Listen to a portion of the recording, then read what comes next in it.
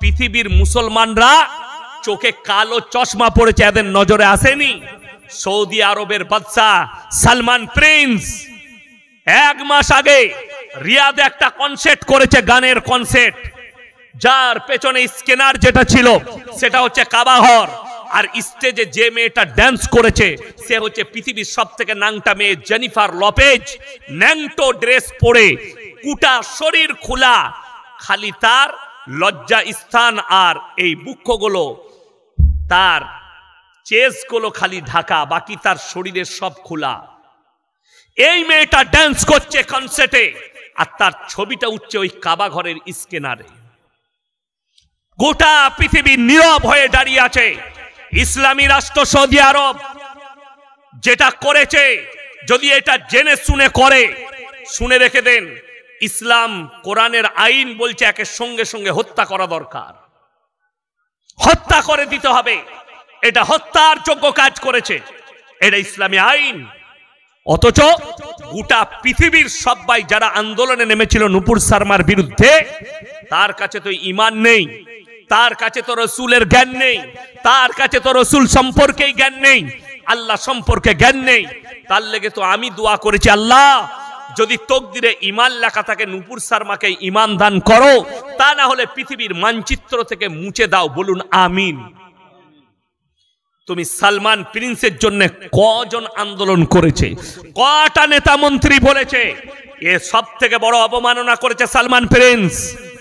এবং আরবের শেখরা টুপি লাগিয়ে, রুমাল লাগিয়ে সেই কনসার্ট দেখছে গদিতে বসে, আর হাততালি মারছে গানে আর ড্যান্সে। অথচ তারা নামাজ পড়ে, অথচ তারা রোজা রাখে।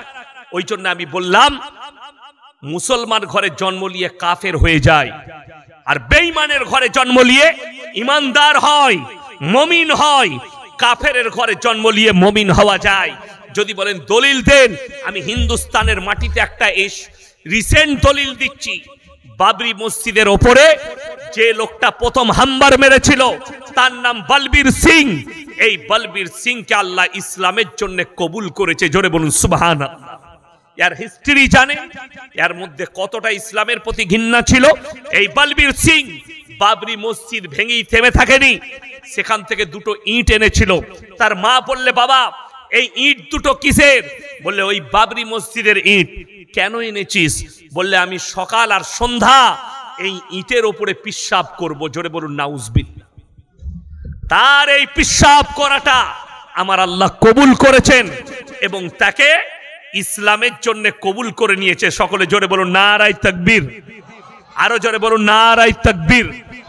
আল্লাহ কবুল করেছেন, তার কারণ একটাই, জেনে রেখে দিবেন, আল্লাহ যদি হিদায়েত দেয়, পৃথিবীর যে কোনো কিনারায় থাকুক আল্লাহ হিদায়েত দিয়ে দিবেন। দিবেন না? দিবেন না? আল্লাহ হিদায়েত দিবেন। আমি তো নাজিয়া ইলাহি খানের জন্য দোয়া করি, আল্লাহ তুমি একে হিদায়েত দাও, আল্লাহ তসলিমা নাসরিনকে হিদায়েত দাও, আল্লাহ যারা ইসলামের দুশ্মন আছে, দুশ্মনানে ইসলামকে আল্লাহ তকদিরে ঈমান লেখা থাকলে তাদেরকে ঈমান দান করো।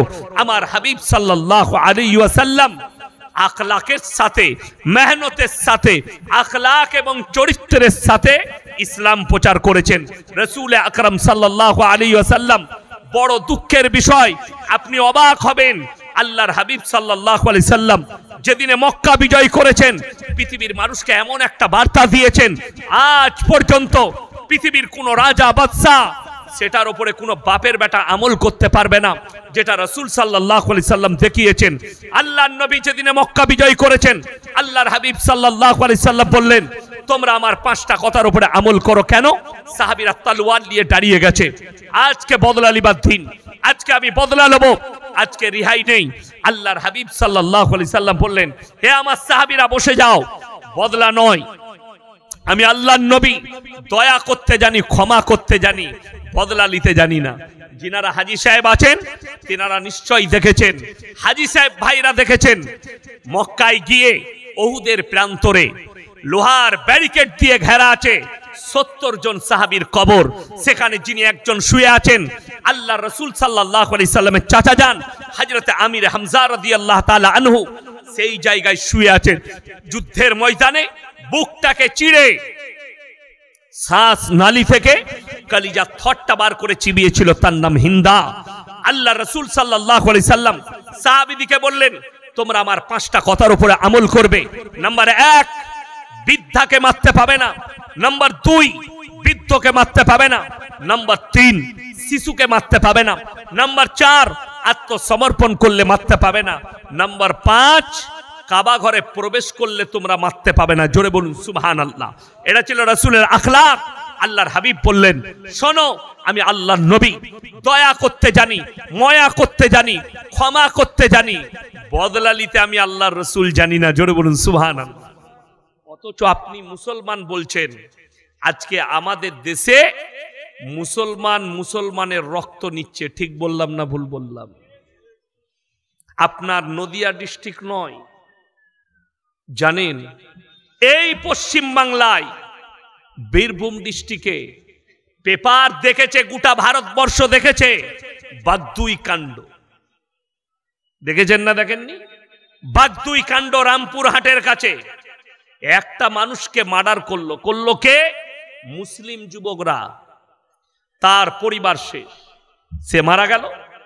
তার বদলায় 11টা বাড়িকে জ্বালিয়ে দেওয়া হলো। সেখানে 14 থেকে 15 জন, এমনকি শিশু পর্যন্ত রেহাই পায়নি, মারা গেল। এই 11 জন আর একজন মার্ডার হয়েছে 12 জন। এরপরে সিবিআই নিজের হাতে কেস নিয়েছে, 40 জনকে হেরাসতে নিয়েছে, তাদেরকে কাস্টাডিতে রেখেছে 40 জনকে। 40 আর 12 কত বাবা? কথা বলেন। 52।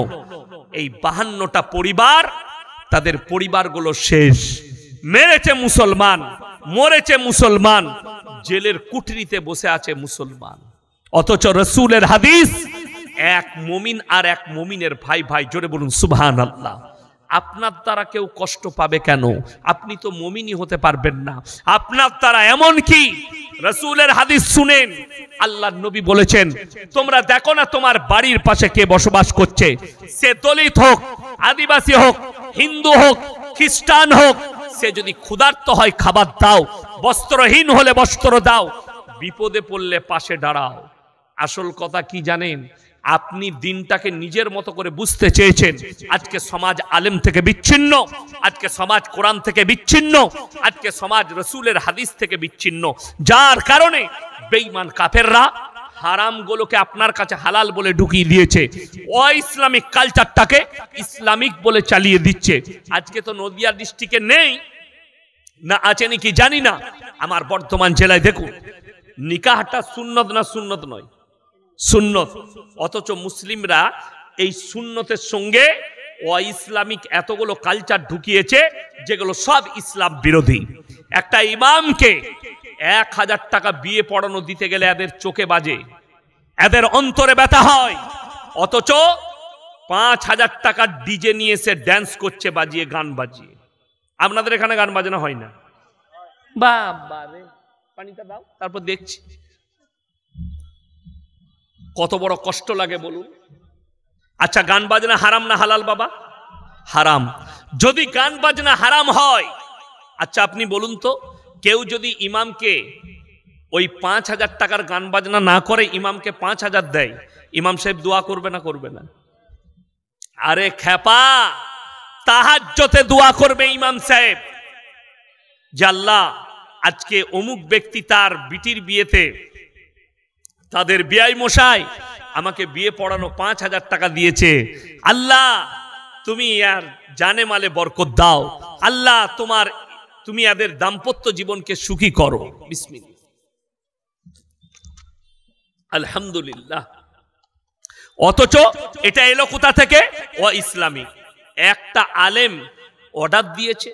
কোন মৌলবি কোথাও বলেছে যে তোমরা গান বাজনা করবে বিয়েতে শাদিতে? বলেনি। আপনি অনুমতি নেননি। আপনি একটা বিয়ে করতে যাচ্ছেন, একটা বিয়ের অনুষ্ঠান করবেন, পরামর্শ কার কাছ থেকে নিচ্ছে? পাড়ার মোড়ল, গ্রামের মোড়ল, গ্রামের নেতা। ইমামকে ডাকবে না। কেন ডাকবে না? ইমাম সাহেব যদি বলে এটা হারাম, ওটা হারাম, এটাই, ওই জন্য ডাকবেন। বড় কষ্টের বিষয়। আমি এমনি কোথাও বিয়েতে শাদিতে যাই না। আমার এক দূর সম্পর্কে আত্মীয় বলে, হুজুর আপনার গ্রামে আমার ছেলের বিয়ে দিচ্ছি, তার দিন ঠিক করবো, আপনি একবার আসবেন। আমি বললাম বর্ষাকাল, এখন তো জলসা নাই, তো যাব, কিন্তু আমি সারাদিন যেতে পারবো না, আমি আসরের নামাজ পড়ে যাব, চা পানিটা খাবো, দিন ঠিক করবো, পালিয়ে আসবো। বলে ঠিক আছে, হয়ে যাবে। তো আমি কি করব, আসরের নামাজ পড়ে গেলাম, গিয়ে দেখছি আমি বলে চা পানি নিয়ে এসো। চা দিয়েছে, পাঁপড় দিয়েছে, চানাচুর দিয়েছে, বিস্কুট দিয়েছে, সব দিয়েছে, কিন্তু ডিম সিদ্ধ দেয়নি। আমাদের এখানে নিয়ম আছে না নাই, যে মেহমানকে চায়ের সঙ্গে ডিম সিদ্ধ দিই না আমরা বাঙালিরা, দিই, ডিম দেয় না। আমি মনে মনে করলাম আল্লাহ ভুলে গেছে, না কিনে নাই, না পয়সা নাই, যাই হোক ওটা পেরিয়ে গেল। আমি মনে মনে করলাম ঘরে বউকে গিয়ে জিজ্ঞেস করব। আমার বিবি বললে যাও, আত্মীয় হয়, একটু আমার শ্বশুর কুলের কুটুম, বলে যাও, আমি তাই যাচ্ছি, গেলাম। এরপরে আমাকে বললে হুজুর কখন ডেট করব, আপনি জানো বিয়েটা পড়ান। আমি পড়াবো, কিন্তু সুন্নত তরিকায় হতো। বলে হ্যাঁ। বলে তাহলে ডায়েরিটা খুলে ডেট বলুন। আমি ডায়েরিটা খুললাম, আমার ফাল্গুন মাসের প্রথম সপ্তাহে, শনিবার বিয়ে, রবিবার অলিমা, সোমবার মেয়ে জামাইকে নিয়ে যাবে। ছেলের বাপ বলছে দাঁড়ান আমি একটু আসি। আমি আমার ড্রাইভার দেখতে হবে কোথায় গেল। ও বাবা, ও বাইরে গিয়ে বড় মুফতি সাহেবকে ফোন লাগাইছে। আপনারা বুঝতে পারেন না বড় মুফতি সাহেবকে, বউ ওর থেকে বড় মুফতি কেউ আছে? ওর থেকে বড় মুফতি কেউ নাই। তাকে লাগাইছে। সে তখন ওই দিক থেকে বলছে না, শনিবার বিয়ে দিলে শনি লেগে যাবে, যা বুঝে করগা, হুজুরের ফতুয়া মুফতি সাহেবের। এসে আমাকে বলছে হুজুর শনিবার বিয়ে হবে না। কেন বাবা? বললে আমার বউ বললে কি শনি লেগে যাবে। আমি তাই? আমি শনিবার তোর বাপ মরে গেলে কি করবি? তো রেখে দিতে হবে, শনি লাগা যাবে না, শনি লেগে যাবে। অবাক হবেন, আমার কথা মানলো না, ডেট করলো। আমি আল্লাহর কাছে মগরিবের সময় দোয়া করলাম, আল্লাহ এই বিয়ে যেন ভেঙে যায়। আল্লাহ কবুল করেছে। 3 মাস পরে বলছে হুজুর বিয়ে ভেঙে গেল। আমি বললাম আলহামদুলিল্লাহ। আমরা এরপর তোমার বউকে জিজ্ঞেস করো মুফতি সাহেবকে, যে সোমবার বিয়ে ডেট করেলাম, এরপরে শনিটা কি করে এসে ওইখানে ঢুকে গেল। হ্যাঁ, আপনাদের মুর্শিদাবাদের রেজিনগরের ছেলে ফোন করে বলছে হুজুর আমাবস্যার রাতে কি বিয়ে করা যাবে? আমি বললাম মোটেই করবি না, কালো ছেলে হবে। কি বলবো, আমাদের কাছে সব দিনটাই সমান। আমি নিজে আমাবস্যার রাতে বিয়ে করেছি। আমি বললাম খেপা, আমাবস্যার রাতেই বিয়ে করবি, অন্ধকারে তোর বন্ধুরা জ্বলাতে পারবে না। কথা বুঝতে পারবে? আমাদের দেশ ওই খালার আর ফুপুর ইসে চলছে, হাদিসে, হাদিসুন নিসা। একটা ছেলে এখন ইয়ং ছেলে, নামাজ পড়ে, 5 ওয়াক্তের দাঁড়িয়ে আছে, বেচারা বিয়ে করেছে কাকে? একটা মাদ্রাসায় পড়া 20 পারা হাফেজ, 20 পারা হিফজ করেছে মেয়েটা, তাকে বিয়ে করেছে। এখন পাড়ার খালা বলছে, তার দাদি ফতোয়া দিয়েছে, হ্যাঁ বা তোর বউ যে কোরআনের হাফেজ, তো তুই যে হাফেজ লস বাপ, তাহলে তো তার উপরে তো চাপা যাবে না, কোরআন আছে বুকে। নাউজবিল্লাহ। এ ছেলে শালা ফেরে পড়ে গেছে। আমি কি পাপ করলুম একে বিয়ে করে? দাদি ফতোয়া দিয়েছে বউয়ের কাছে যাওয়া যাবে না, তোকে হাফেজ হতে হবে। এই বিরাট বিপদ। হুজুরের কাছে আমাকে ফোন করে বলছে হুজুর আমার দাদি বললে আমার বউ হাফিজে কুরআন, তার উপরে চাপা যাবে না, কি করব?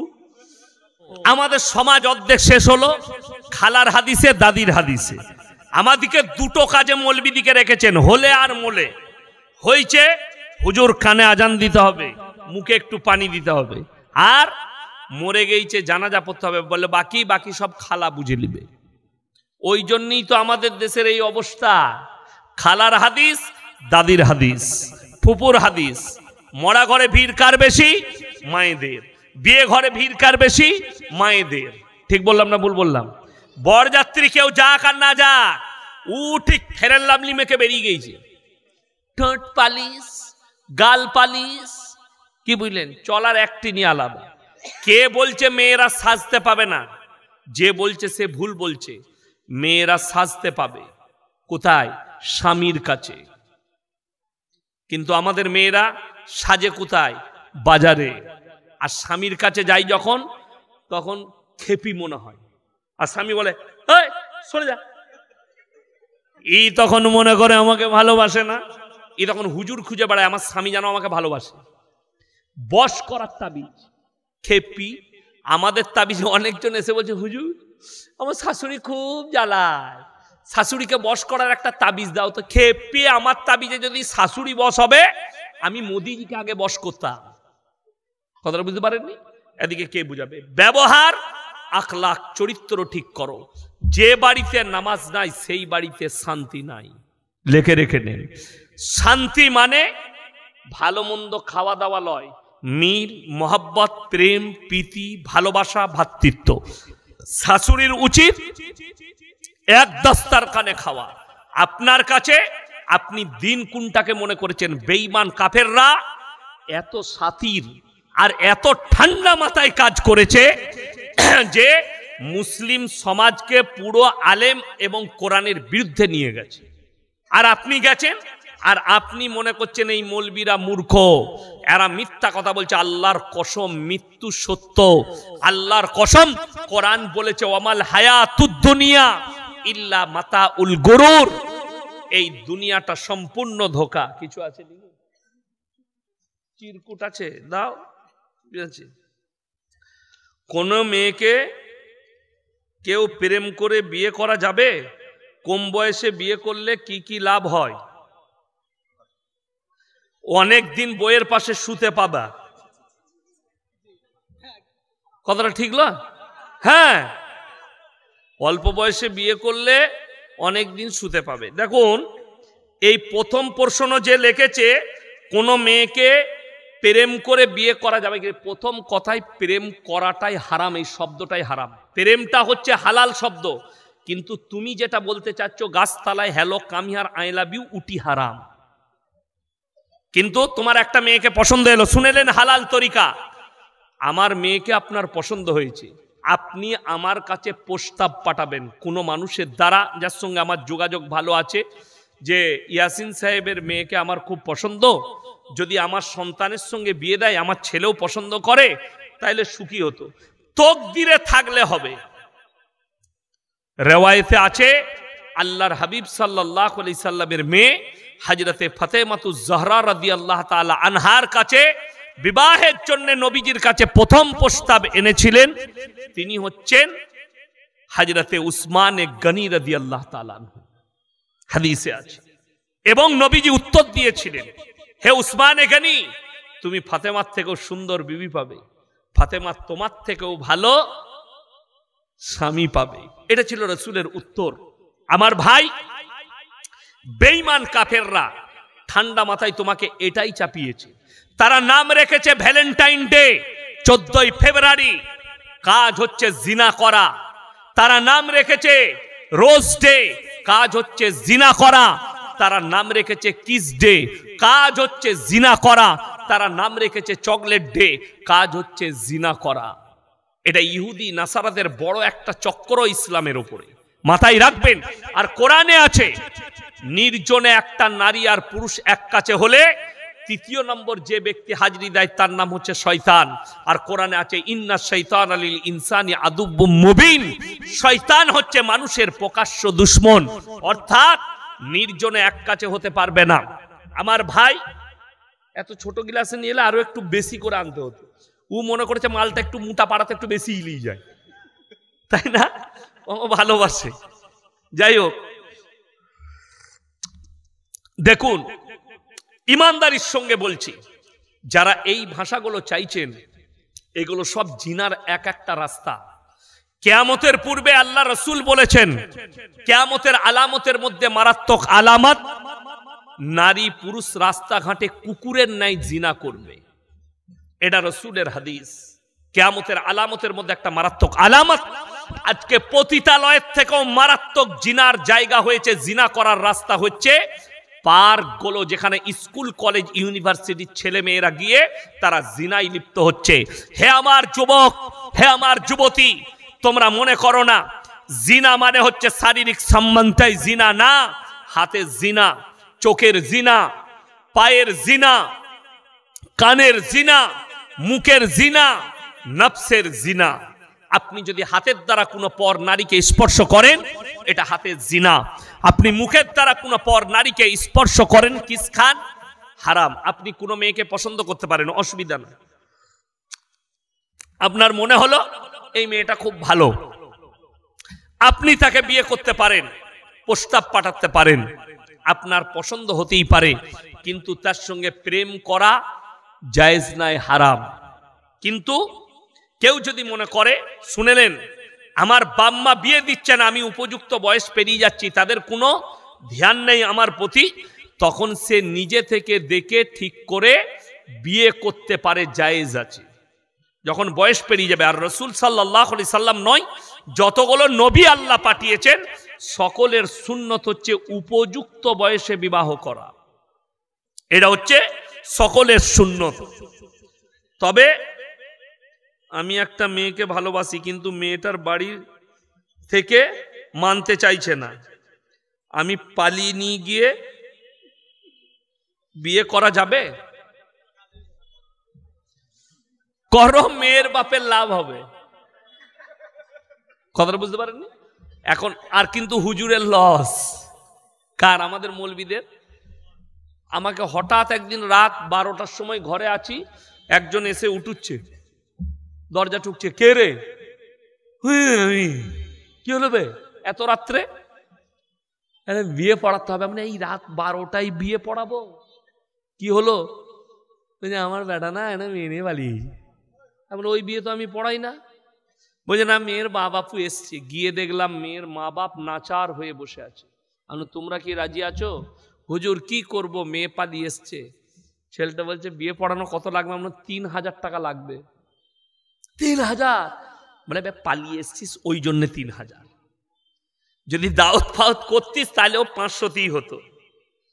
আমাদের গ্রামে অনেক ছেলে আছে যাদের বয়স 30-35 বছর, কিন্তু তারা বিয়ে করেনি।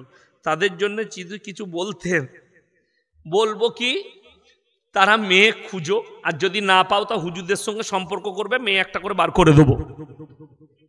আমার ভাই, আপনাকে বলে দিই, আপনার যখনই 20+ হবে, উপযুক্ত বয়স এলো, যদি মনে হয় আমার যৌবন ক্ষমতা বেশি, সঙ্গে সঙ্গে বিয়ে করে নাও। এই যে 30 বছরে একটা যুবকের বিয়ে হয়নি, 35 বছরে হয়নি, তার বিয়ে দিল তার মা 35 বছরে। তারপরে 3 বছর পরে ছেলে হলো। 35 আর 3 কত? ছেলের বয়স 5 বছর। 38 আর 5 কত? 43। হুজুরের সঙ্গে ধুবুলিয়ায় দেখা হয়েছে। হুজুর ভালো আছে? বিয়ে করলি? জি হয়ে গেছে, একটাই ছেলে, 5 বছর বয়স। তাকে ডাক্তার করবাম না, ছেলে লিবি না?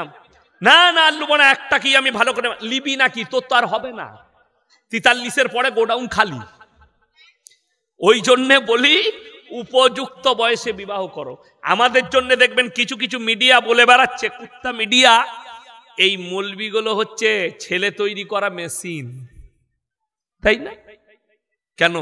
আমরা আলেমরা উপযুক্ত বয়সে বিয়ে করেছি, আর আমরা তোদের মতো গলিতে ছুটে বেড়াই না, তোদের মতো স্কুল কলেজে যাই না, জিনা করি না।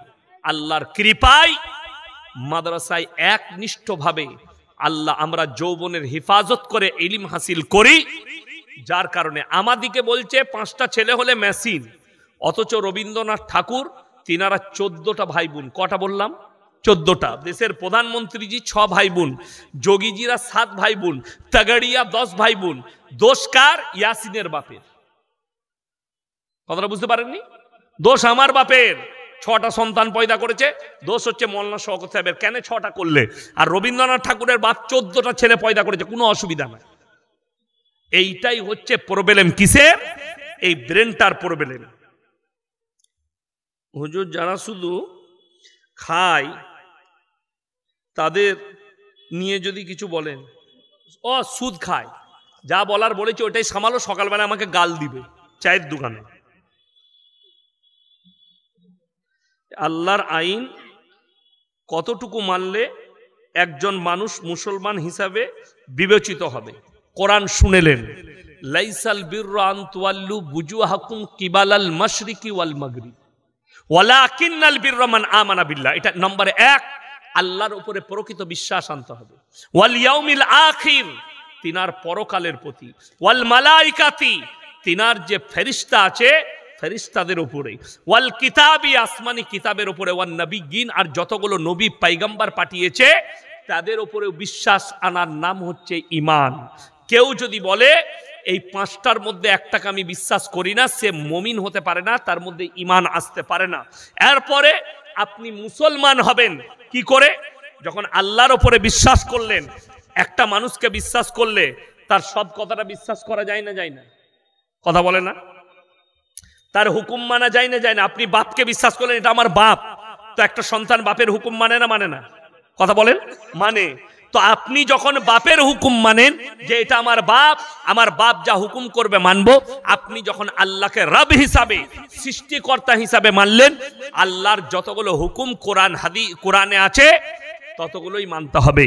আপনি যখন বিশ্বাস করলেন মুহাম্মদ সাল্লাল্লাহু আলাইহি সাল্লাম আল্লাহর পাঠানো পয়গম্বর এবং আমি হচ্ছি তিনার উম্মত, তিনি হচ্ছেন নবী এবং তিনার উপরে আমি বিশ্বাস রাখি, তখন জানবেন নবীজির সমস্ত হাদিস এবং সমস্ত কথা মানার দায়িত্ব আপনার। ইচ্ছাকৃত নামাজ ত্যাগ করলে ঈমান থাকবে? জীবিত অবস্থায় মা বাবার খেদমত না করে মারা যাওয়ার পর সন্তানরা তাদের উদ্দেশ্যে দান খয়রাত করলে তাদের নাজাতের ব্যবস্থা হবে কিনা?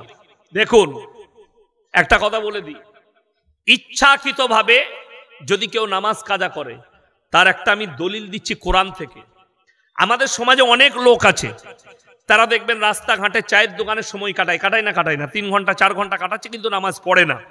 তাদেরকে যখন কেউ বলে যে ভাই নামাজ পড়ো না কেন, তারা বলে বে নামাজ না পড়তে পারি, কিন্তু গ্রামের মধ্যে ভালো লোক আমি আছি। এরকম লোক আছে না নাই? অথচ সে নামাজ রোজা করে না। তাদের জন্য মারাত্মক কোরআনের দলিল।